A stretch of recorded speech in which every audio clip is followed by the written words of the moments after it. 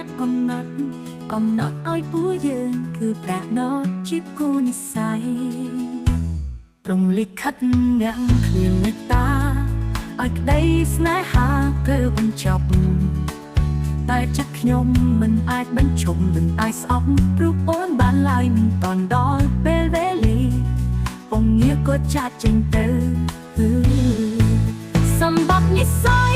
ត្រឡៃក្តីស្នេហ៍យើងហើយអូននៅមិនអាចបកក្រោយវាហួបអស់ហើយត្រាន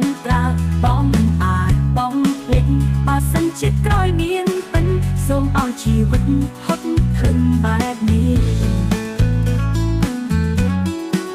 កុំឲ្យឈឺចាប់ហត់រឿងកុំសត់សំហត់និស្ស័យ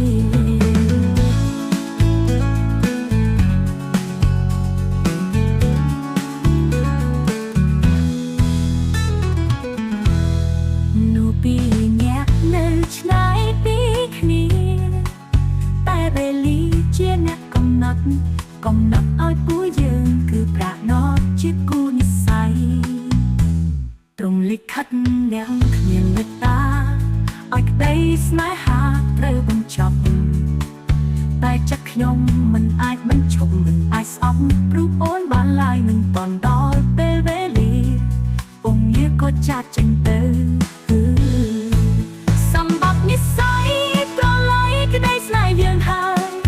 អូននៅមិនអាចបកក្រោយវាហួបអស់ហើយត្រានបងមិនអាចបងភ្លេចបើសិនជាក្រោយមានពិនសូមឲ្យជីវិតហត់ធឹងបែបនេះកុំឲ្យឈួតចាប់ហត់រឿងកុំសត់សំផប់និស្ស័យកុំសត់សំផប់និស្ស័យ